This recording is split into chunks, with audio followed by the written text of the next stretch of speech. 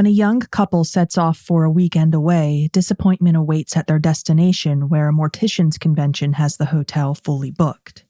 A last-minute vacancy proves to be more deadly than lucky, resulting in a double-axe murder with an incredible array of possible suspects in this episode of Last Seen Alive.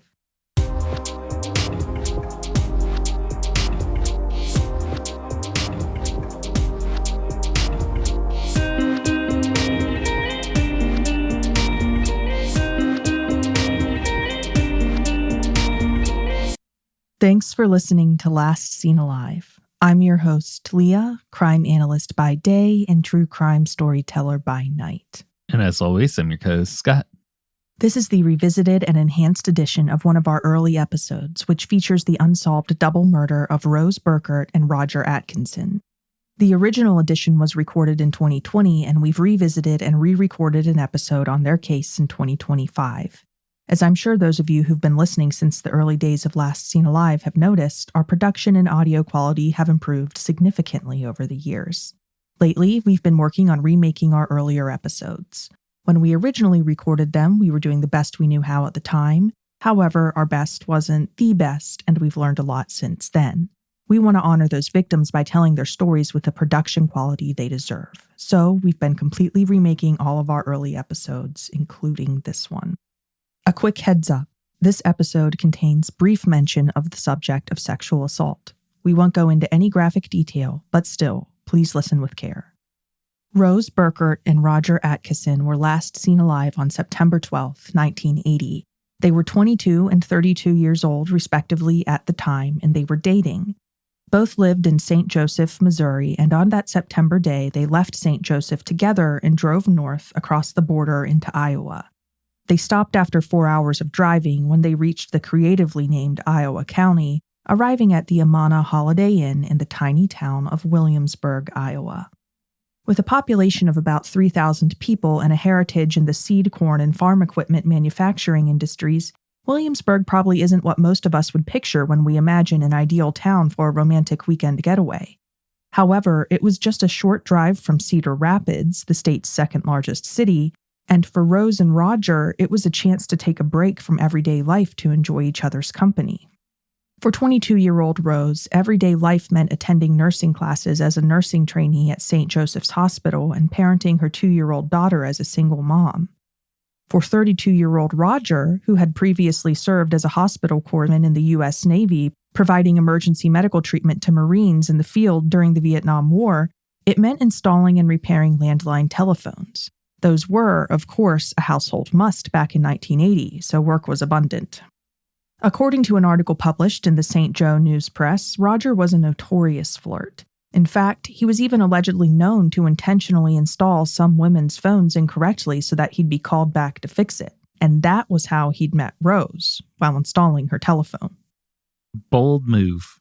Bold, and apparently it worked because they'd hit it off, perhaps bonding over their shared experience and interest in the medical field. Eventually, they began seeing each other regularly. Their relationship wasn't straightforward, though. Roger was married. In fact, not long before his trip to Iowa with Rose, he'd celebrated his 7th wedding anniversary with his wife, who he had a daughter with.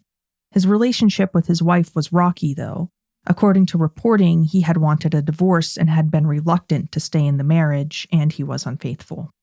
It's unclear whether Rose knew that Roger was married or whether he'd kept that a secret from her. You'd think that perhaps being whisked away to a relatively obscure motel off a major interstate in Iowan corn farming country might have raised her suspicions if she hadn't already known, but it's difficult to say for sure. Either way, she was charmed by Roger. Meanwhile, Roger had told his wife, who was at home with their child, that he was going out of town on a work trip. Rose had hired a babysitter to care for her daughter over the course of the weekend, expecting to be back to resume parenting and attending nursing classes as usual in just a couple days. Unbeknownst to her, she'd never see her daughter again. What she expected to be a fun but brief getaway would end up being cut short for her and Roger, suddenly and violently. First, though, when Rose and Roger arrived at the Amana Holiday Inn, they discovered that a wrench had been thrown into their weekend plans. The motel was, shockingly, fully booked. It turned out to be hosting a morticians convention, which was apparently quite the event. They'd sold out of rooms. Well, One thing to remember is it's not modern day where you can Google to see what's going on and try to check room availability like you can today. Yeah. So this was a problem because Roger and Rose hadn't bothered to call to book a room in advance. They hadn't thought they'd need to. Normally, there was not fierce competition for lodging at the motel. However, when the clerk double-checked, they realized that there'd been a last-minute cancellation, which had freed up a single room. They rented it to Rose and Roger, who then settled into their accommodations, presumably one of few couples among a motel full of morticians. Yeah, the thought of morticians canceling on their fun convention week. You know what? I'm sure they need a little getaway and some company because the average person probably does not understand their work and what they do. I'd imagine it's probably a relief to get together with other professionals in the field. I really want to know what they get into and what goes down at morticians convention. I wouldn't mind stumbling into one. We know several things about how Roger and Rose spent their time that evening. We know that they ordered room service, that they briefly visited the motel bar at one point, that they reparked their car, which they'd originally parked in a handicapped parking space before turning in for the night, and that they received 3 phone calls in their room. 2 had been from the babysitter Rose had hired to care for her daughter, and the 3rd had been from an unknown party. We also know that at some point a 3rd person, or perhaps persons, entered their room. Whoever that person was, that night they wrote the story of how Roger and Rose's lives ended in blood. Investigators still have yet to determine the identity of this 3rd person, this literal axe murderer who left so much devastation in their wake. It was a motel maid who discovered the murder the following morning in room 260, walking in on a scene she'd never be able to forget. For a fraction of a moment, she thought that perhaps the couple in the bed was sleeping. After all, there'd been a do not disturb sign hanging from the room's doorknob. The blood splattered on and around the bed quickly dispelled that notion, though, and she fled, running for her manager. Homicide scenes are shocking by nature, but this scene was especially rough. Upon seeing what the maid had discovered in room 260, the motel manager immediately dialed local authorities. What the responding investigators from the Iowa County Sheriff's Office found was far outside the realm of what they, even as law enforcement officials, dealt with on a day-to-day basis. Rose and Roger had died in bed together. Rose was fully clothed. Roger was in his boxer shorts. Their bodies were both lying face down on the mattress as if they'd been killed execution style. But they hadn't been shot. No, their murders had been quieter, quiet enough to go unheard in a busy motel. According to a VICAP alert issued by the FBI many years later, both Roger and Rose had been killed by repeated blows to the backs of their heads with an axe or hatchet bearing a 3.5-inch blade. The attack had left their skulls broken and concave. The sheriff estimated their time of death at around midnight, according to reporting for the Cedar Rapids Gazette. An autopsy would later determine that Roger had sustained 7 total axe wounds distributed over his face, neck, arms, and hands. Some of his fingers were badly cut, indicating that at some point he'd likely raised his hands in an attempt to shield himself. Rose had sustained a dozen axe blows spread over her face, head, and neck. Her killer had draped a sheet over her body, something they hadn't bothered to do for Roger. This is interesting because often when a killer covers a victim's body with a sheet or other covering, it's considered an indicator of some kind of emotional attachment to the victim or of remorse. We'll discuss that in greater detail here shortly. Yeah, when we talk about this, it really does stand out how violent and gruesome this scene was and how bad I feel for hotel workers that do stumble into these. It was very gruesome, and I have no doubt that that was a traumatic experience that left an imprint on the rest of those poor workers' lives. I feel really bad because there's no amount of preparation that could prepare her to walk into that. No, nobody who worked at the hotel was A, prepared to find such a thing, or B, being paid enough to deal with the consequences of having to see such a thing. One thing that does stand out, though, beyond all of that, is the fact that the hotel worker went in past the do not disturb sign. I don't actually know what time she entered their room, but when I learned that, she thought they had slept past the amount of time they'd rented the room for, or something like that, or maybe that they'd left without checking out and the room would be empty, something along those lines. So I couldn't find any sources that specified. Now, when it comes to the scene, Also notable is the fact that there were no apparent signs of sexual assault and that $200 worth of cash had been taken from Roger's wallet. The theft of cash points, of course, to the possibility of financially motivated homicide. However, when other details of the scene were considered, the overall picture painted was not one of simple robbery. Although Roger and Rose's bodies were central to the crime scene, there were plenty of other details too, some of them very telling, and some of them, investigators noticed, very strange. Firstly, room 260 was located at the end of a long hallway and was only accessible via the inside of the hotel, and there were no signs of forced entry through the room's door. So, whoever had entered had either been let in by Roger or Rose or had had a key. Secondly, there were 2 chairs pulled up by the bed. According to an article from Iowa Cold Cases, 2 chairs had been pulled up to Roger's side of the bed as if the killer, or perhaps killers, had pulled up a chair and spoken with them before their deaths. There was even evidence that the killer, or one of the killers, if there were in fact 2, had put their feet up on the room's desk. It gets stranger, too. Soap shavings littered the carpet beneath the chairs. Someone, presumably the killer, had taken the time to carve a bar of soap from the bathroom into a pointed instrument that they could then write with. At some point, they'd used the makeshift soap marker to scrawl a message on the bathroom mirror. However, the majority of the message was unclear because they'd rubbed away most of it, perhaps with a towel or sleeve, leaving only a single word legible: this. Yeah, I would say that all stands out as pretty odd. It doesn't seem like it was a heat of the moment kind of murder. It seems very calculated and planned. Yeah, it's difficult to say because although it was very messy, the killer must have entered the room with a weapon, which is believed to have been an axe or a hatchet. So that points to premeditation. You know, who would be walking into somebody's motel room with an instrument like that otherwise? Yeah, the other thing is it really sets the fact that the $200 was stolen as more of a robbery of opportunity rather than a primary motive. Right, something that they did because they could after they had completed their primary objective, which was, for whatever reason, to commit a gruesome murder. Now, investigators noticed another oddity in the bathroom, too. Someone had squeezed the contents of a tube of toothpaste out into the bathtub. Outside the bathroom, in the main room where Rose and Roger had died, the TV had been left blaring, creating excessive noise and perhaps explaining why no one had noticed any strange sounds coming from the room at the time of the double murder.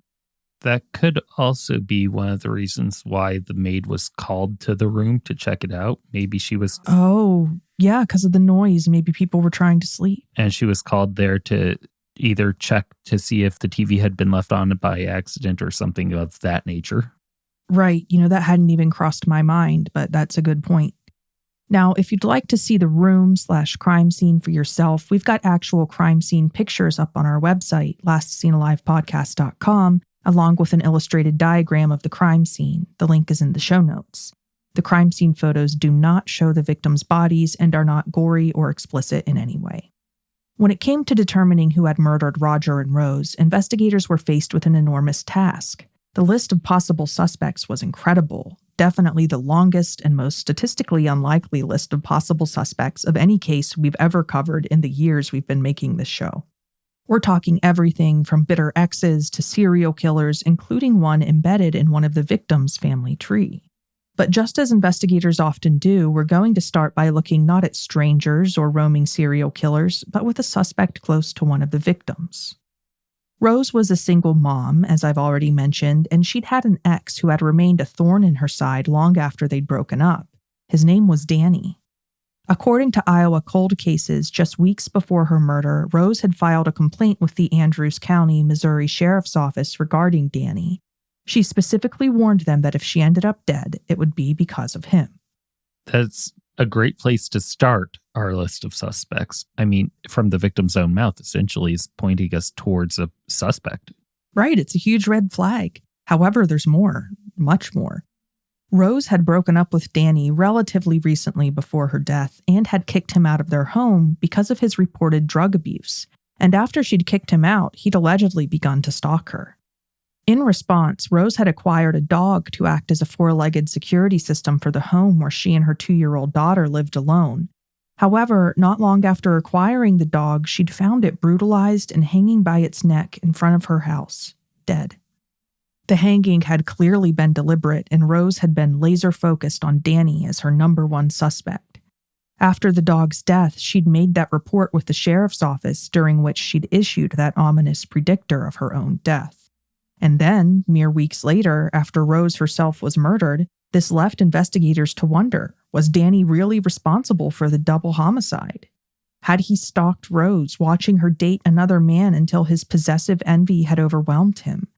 Had he followed them to Iowa and killed them both in a fit of jealous rage, one of those classic abusive, if I can't have you, no one can situations? It wouldn't be the first time we've heard about it. It wouldn't be a classic trope if it wasn't. Certainly. There's definitely a lot to look at with Danny. Yeah, and naturally, investigators examined the possibility of Danny's involvement. How could they not? But reportedly, Danny had an alibi for where he'd been that night. To the best of my knowledge, investigators haven't publicly revealed the exact nature of his alibi, but, according to reporting for the Cedar Rapids Gazette, they say it was a solid one. On that note, I did stumble across some unofficial secondhand information. According to Rose's best friend, who still follows and actively advocates for the case online all these years later, Danny's alibi was that he'd been at work. She stated that he had a time card that showed he'd been working and that coworkers vouched for him as well. If this is true, it certainly makes Danny look like a less than viable suspect. However, I will say, Rose's body being covered by a sheet while Rogers was left uncovered could make sense if she was killed by an ex. The covering of Rose indicates that the killer may have known her and may have felt a pang of guilt after killing her. It's easy to imagine that this might be the case with an ex, and it's equally easy to imagine that an ex may have felt no such qualms after murdering her new boyfriend, who they likely saw as a malicious thief of what, or who, was, in their mind, rightfully theirs. Again, though, investigators say that Danny had a quality alibi. Meanwhile, let's not forget, Roger had a personal life and romantic history of his own. Actually, he had more than a history. He had a family, an entire life he kept Rose on the fringes of, out of sight, but still within his orbit. Naturally, investigators considered his wife, Marcella, who'd been left at home alone with her daughter while Roger had absconded to Iowa with his mistress, lying about exactly where and why he'd gone. It's easy to imagine that Roger's actions must have hurt his wife. But even if she had known that he'd actually been going out of town with another woman rather than on a work trip, which she said she had not known about, for the record, was she the type who might have lashed out violently in response? Apparently not. Investigators discovered that she too had an alibi and that she reportedly had not even known about Roger seeing Rose. When it came to the shock of her husband's murder, news of the affair with Rose had reportedly been salt in the wound. No evidence ever surfaced to implicate Marcella in the killings in any way, which isn't exactly shocking. While it's of course not impossible that a woman might commit a double-axe murder, it would be incredibly unusual. Yeah, I was kind of thinking that if she had been a part of their murder, it would have been more likely a murder for hire situation, but that wouldn't explain draping the blanket over Rose as a sign of remorse. Probably not. And like I said, there were no connections between Marcella and the crime that were ever uncovered. It seems that she was innocent. Now, given the nature and details of the brutal hands-on crime, it's no surprise that Marcella turned out to not be responsible. However, investigators didn't have to look beyond her family tree to pinpoint a shockingly noticeable candidate for the murders, a genuine serial killer. More on that next. And now, back to Rose and Roger's story. When investigators delved into the double-axe murder of Rose Burkert and Roger Atkison, the array of potential suspects was surprisingly plentiful. Perhaps most shocking of all was the fact that after ruling out Roger's wife as a potential suspect, they discovered that she was related to someone whose potential involvement seemed much more plausible. Roger's wife, Marcella, to whom he was reportedly often unfaithful, had an uncle named Charles Ray Hatcher. If this name sounds familiar to you, it's probably because you've heard of him before, perhaps in a true crime documentary or podcast. He was a serial killer active in the 1960s through 1980s. Like many serial killers, he was born into a dysfunctional family and experienced a traumatic childhood. He grew up just north of St. Joseph, Missouri, and began his criminal career as a socially stunted young adult.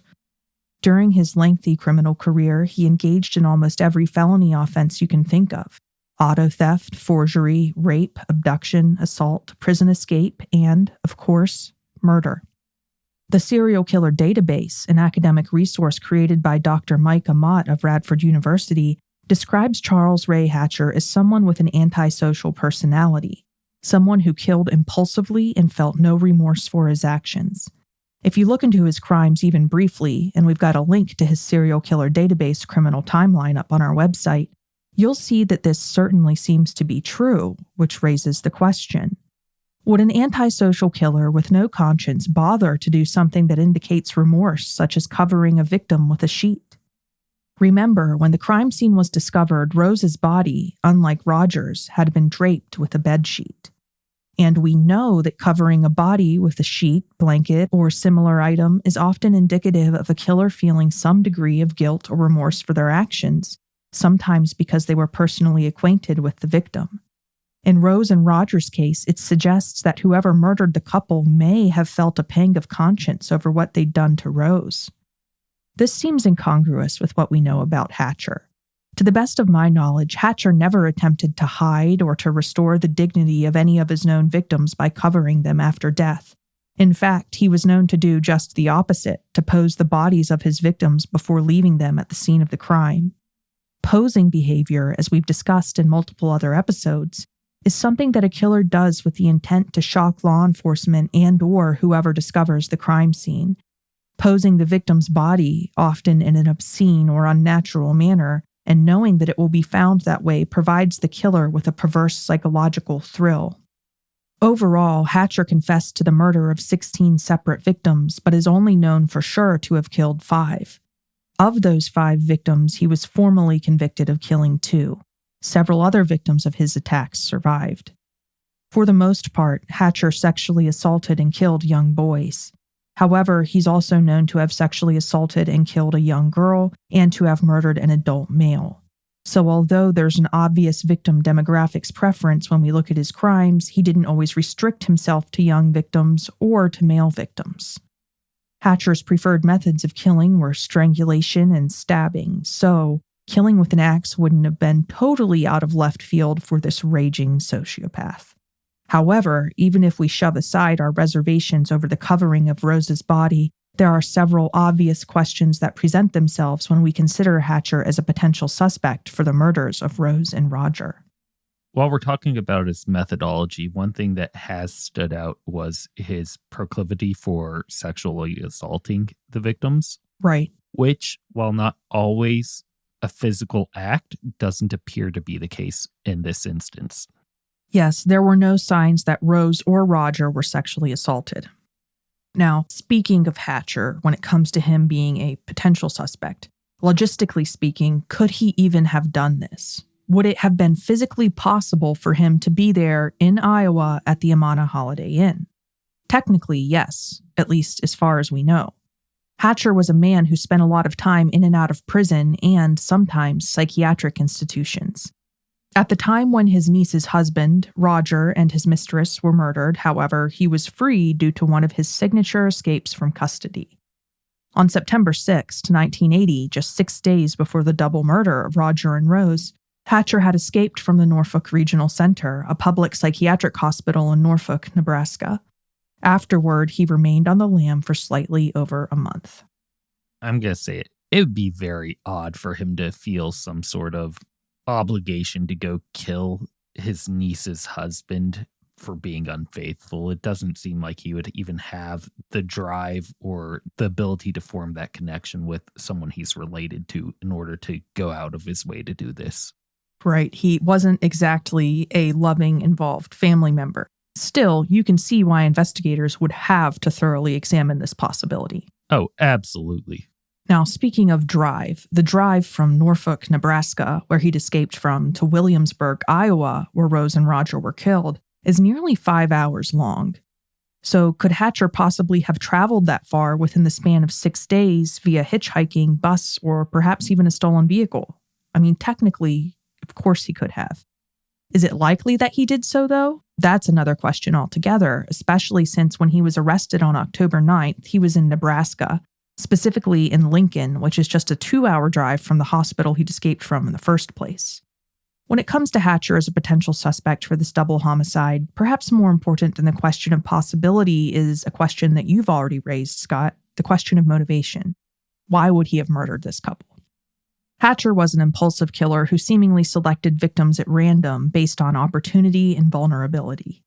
The odds of him accidentally stumbling upon his niece's husband and mistress and just happening to select them as victims are so slim that they're nearly non-existent, especially since they did not match his usual victim profile. And besides, they hadn't been killed while out for a walk on the town. Whoever had taken their lives had gone through the trouble of gaining access to their hotel room, perhaps after gaining their trust. Such a thought-out, involved approach was not Hatcher's MO. No, I think if we're talking about the MO being a method of opportunity, it'd be much more likely for us to need to look at somebody at the morticians convention. Sure.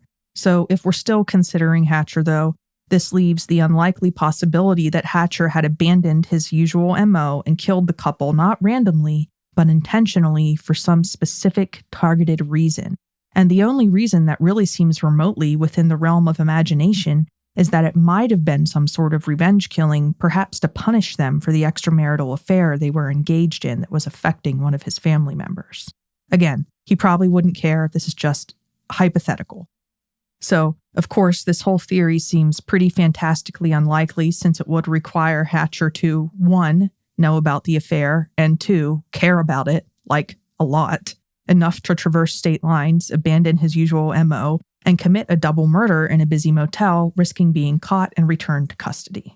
Especially when you consider the fact that his niece didn't even know about it, allegedly. Sure. And of course, there's another notable question. Even if Hatcher had shown up at the door of room 260 with an axe and knocked, why on earth would Roger and or Rose have let him in? It's difficult to imagine that they would have welcomed him in to kick back and chat about his latest escape from custody.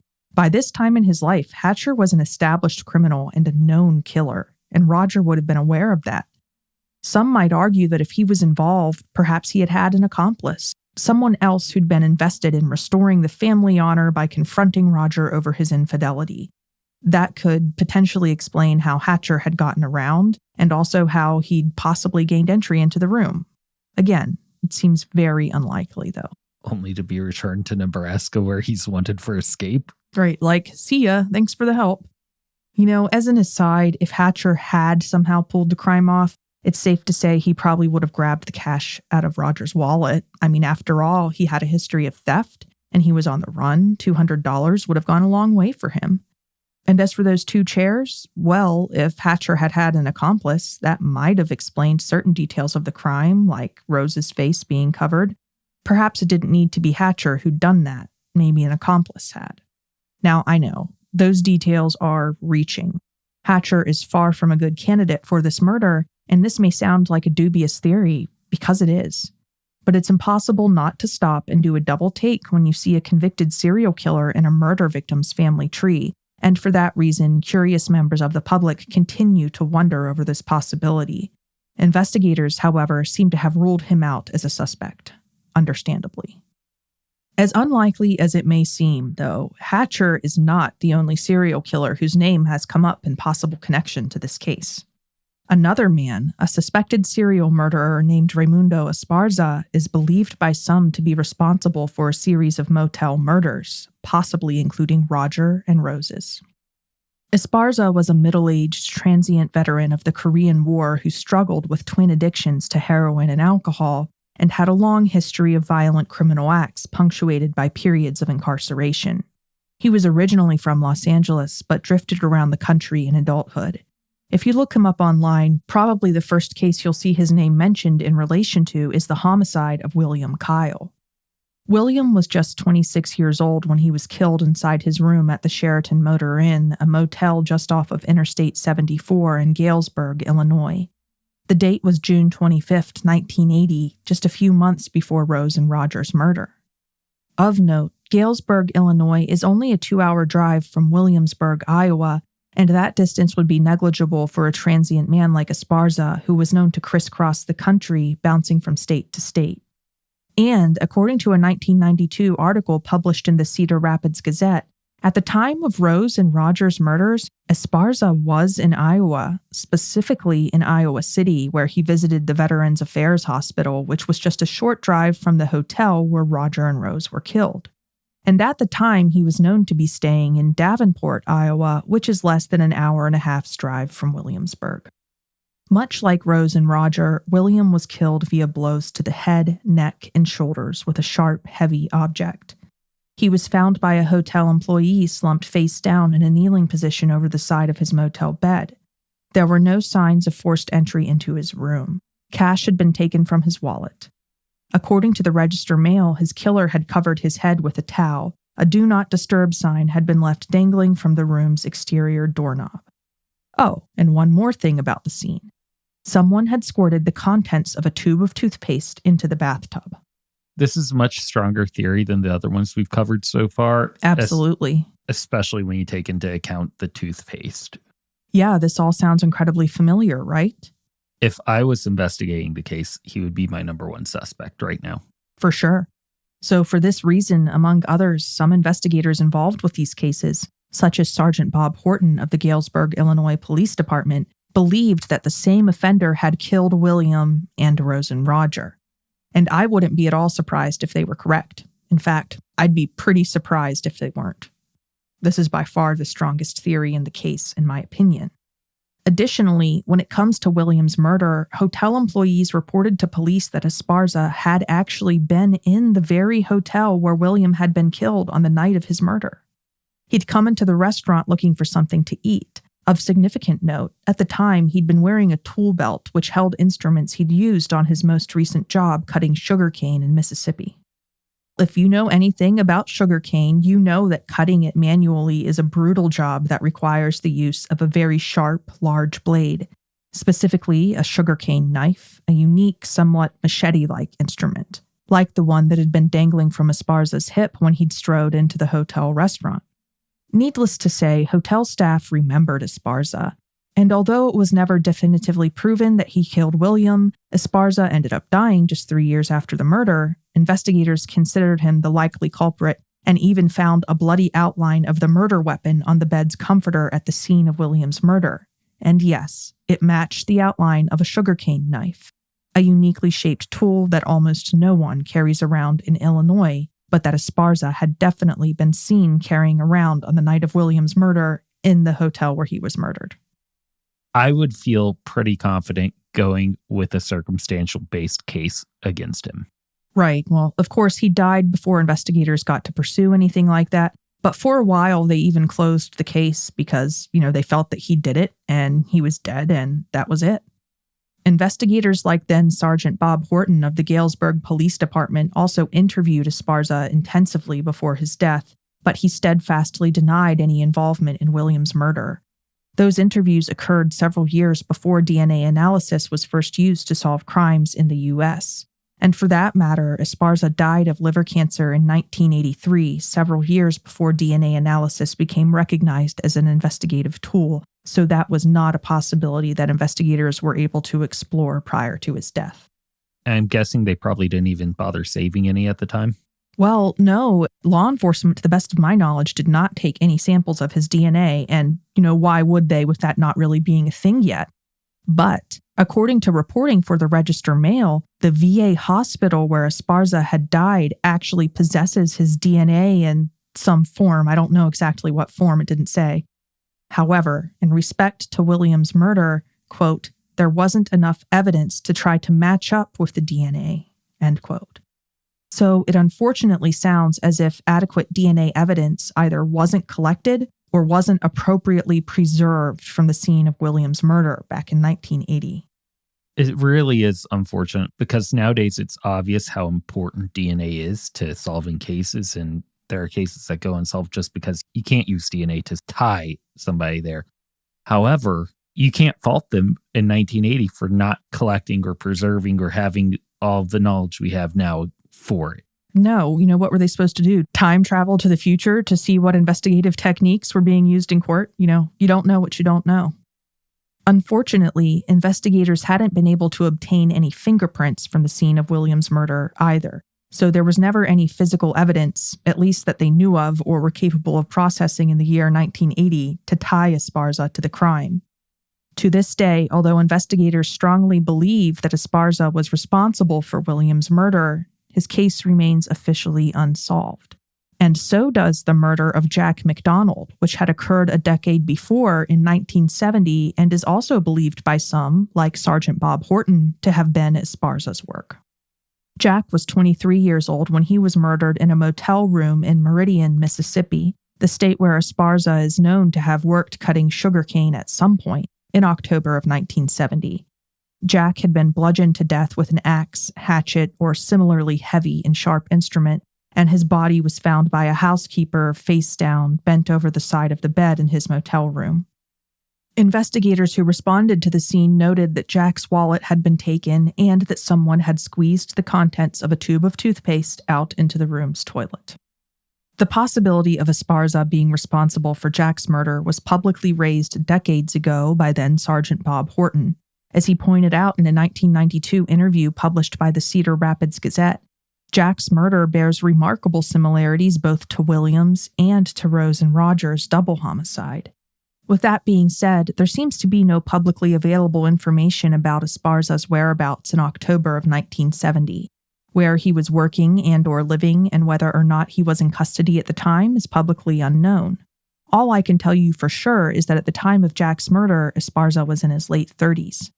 The fact that Sergeant Bob Horton believed that Esparza was responsible for Jack's murder suggests, however, that Esparza was likely not in custody at the time and is known or believed by investigators to have been in or near Mississippi at the time.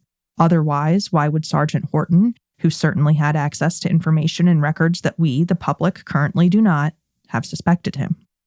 Meanwhile, let's talk about what's arguably the most unique evidentiary aspect of all three cases: the toothpaste thing.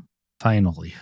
In each of these cases, someone, presumably the killer, squirted an entire tube's worth of toothpaste into the bathtub or, in one case, the toilet, which on the surface seems pretty nonsensical. But when it emerges as a pattern, there's got to be a reason, right? It has to be. Well, I've got a rather unsavory theory to share. During my research for this case, I read several times that squeezing toothpaste out of a tube may be a method of simulating ejaculation used by offenders who suffer from erectile dysfunction. Definitely unsavory, but unfortunately, it makes sense. It does. Furthermore, it's very possible that Esparza may have suffered from erectile dysfunction. In addition to being a severe alcoholic, he was addicted to heroin, which is known to cause it. According to a study I read on the U.S. National Library of Medicine's website, 34% of men who abuse illegal opioids experience erectile dysfunction. Now, I'm not going to link to that particular study on our site, but it's easily searchable for anyone who may be interested in fact-checking. And of note, Esparza's health was pretty poor at this point. He died just 3 years after these murders of liver cancer, so I think it's safe to say he was not in tip-top shape. So, was this why the killer had squeezed toothpaste into the bathtub in room 260? Had it been his way of expressing some sense of sick sexual satisfaction after the murders? Maybe. It sounds like a strong theory. Yeah, it does. It also explains why there's no physical evidence of sexual assault. Yeah. Just the one part that stands out is if you're doing that and you are getting that sexual gratification, showing remorse of covering the body, it's kind of at odds with the whole situation. It could. And yeah, it doesn't sound like a woman would be his usual target in these other cases that he's believed to be responsible for. It was male victims and, they did not have a female companion. He might have found what he did to Rose distasteful because of her gender. Then again, as compelling as this theory is, in the interest of exploring all possibilities and keeping an open mind, we should also consider that maybe it wasn't an opioid-addicted serial killer who took Rose and Roger's lives after all. There's another possible suspect I have to mention. A possible suspect who may have had an easier time than any other accessing Roger and Rose's hotel room than others. Easier because he was a member of the staff. Remember when I said Rose and Roger briefly visited the hotel bar before returning in for the night? Yes. Well, that visit wasn't as relaxing as they'd probably hoped it would be. This was because Rose got into some kind of argument with the bartender. I don't know what the argument was about, and I'm not even going to speculate because I used to work as a bartender, so I know that it literally could have been about anything. But the hotel was packed, so the bar probably was too, and drinking is a popular pastime at most conventions. Whatever the circumstances, Rose and the bartender exchanged unfriendly words. Could the bartender possibly have been upset enough to enter her room after the end of his shift, possibly with a key or perhaps under the guise of offering an apology, and kill her and Roger? It's a possibility some have speculated about, mostly because of the bartender's strange behavior afterward. Firstly, you should know that the bartender was living out of his truck, and the next day he left town in that truck, for good, without even bothering to pick up his paycheck. Super red flag. Yeah, and he then abandoned the truck in Iowa City just a couple dozen miles from the hotel before going off the grid. Then he enlisted in the armed forces and deployed to Germany, where he was living when investigators finally managed to track him down. Okay, I gotta say, all of that is extreme, even if you do have an argument with somebody that turns up dead the next day if you aren't involved in some aspect. Sure, I know his behavior sounds bizarre and frankly pretty suspicious. But to be fair, when he was questioned about why he fled like that, he did have an answer. According to an article from oney.com, investigators interviewed him and administered a polygraph test when he returned to the U.S.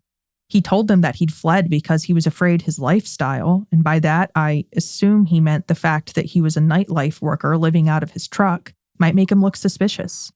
And that was that. He admitted he'd gone to great lengths to flee because he'd been afraid of being blamed for Rose and Roger's murders. However, he denied actually having been responsible or involved in any way, and no physical evidence was ever located to tie him to the crime. I know we've already discussed an unusually large number of unusually strange suspects, but there are a couple other details I've got to mention. One of them is that Rose's ex might not have been her only stalker.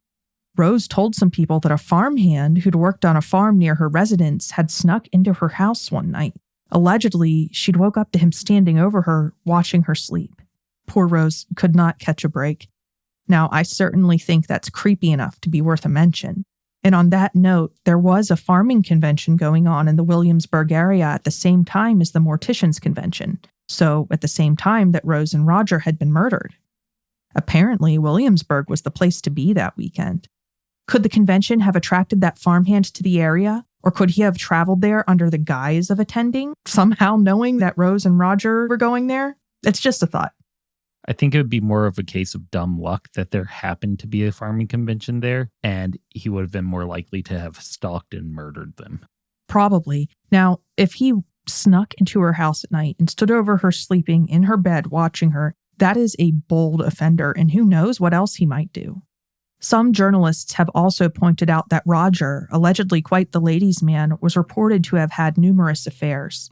Could he have enraged the husband of a past mistress? If so, it wouldn't have been the first time such an event had resulted in murder. In such a scenario, Rose would likely have been an unfortunate casualty of the spurned husband's rage against Roger, which could, again, perhaps explain why she was covered and Roger was not.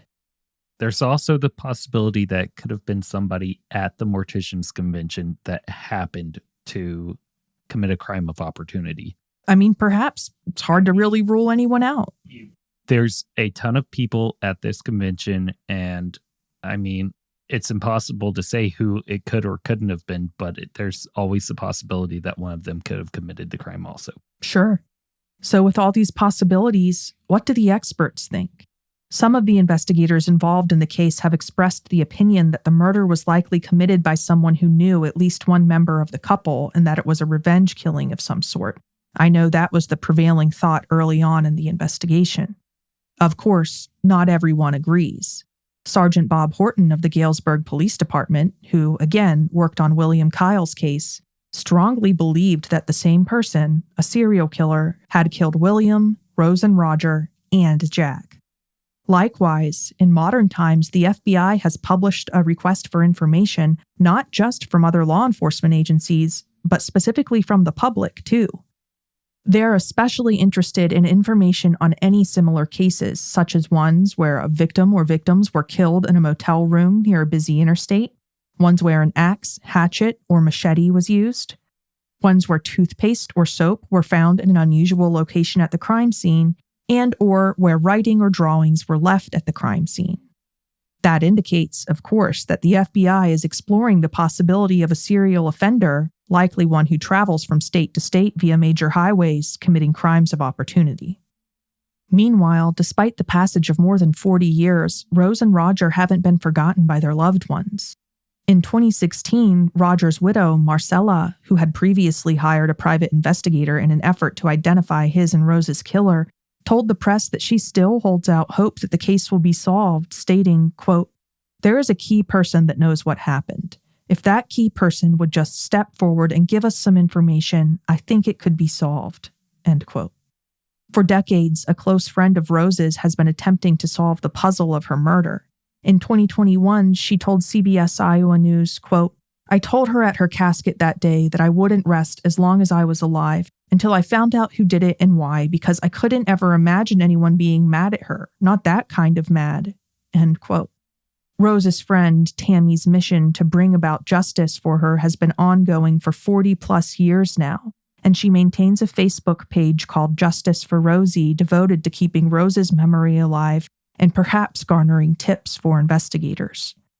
Rose and Roger are also remembered by investigators from the Iowa County Sheriff's Office, who in 2015 made an effort to locate any DNA left behind on evidence from the crime scene.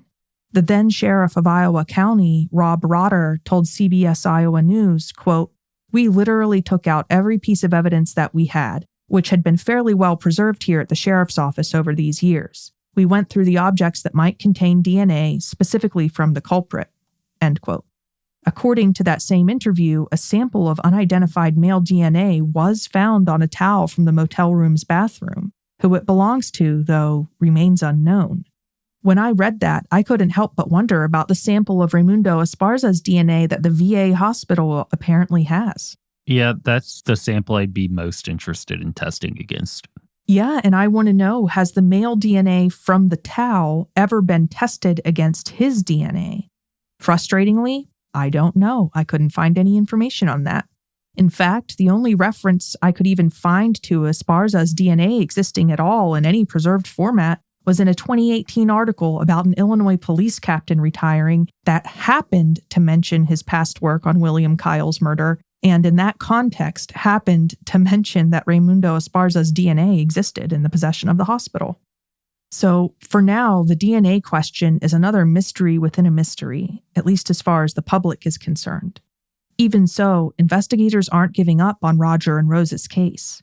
In 2015, then Sheriff Rotter told journalist Brian Rathjen that Rose and Roger's double homicide case is, quote, "always considered active and open," end quote, and that, quote, "information into the case file doesn't come often, but when it does, the leads, tips, etc. are followed up on and fully investigated," end quote.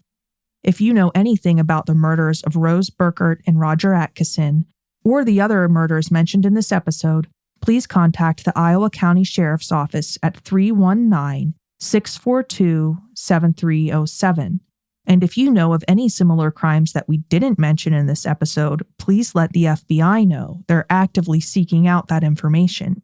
You can contact them at 1-800-634-4097 or via email at vicap@fbi.gov. That's vicap@fbi.gov.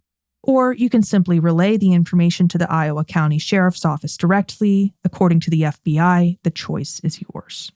That's all for this episode of Last Seen in Life. Thanks for listening. Make sure you check out our website, lastseeninlifepodcast.com, for photos from the story and links to the sources we used to write it. While you're at it, follow us on Insta at LSA Podcast and TikTok at Last Seen in Life Podcast. Episodes of Last Seen in Life air every Monday. See you then. And if you think bringing unsolved cases like Rose and Roberts to the public's attention is important, please take a moment to rate or review Last Seen in Life and tell your friends to check us out too. We'd really appreciate it. And don't forget to check out our merch store where you can get an LSA t-shirt or hoodie. We donate 50% of the proceeds from every sale to the DNA Doe Project. Last Seen in Life is Studio 222 production. Research and writing for this episode is provided by you, Leah. Audio engineering and editing is provided by me, Scott.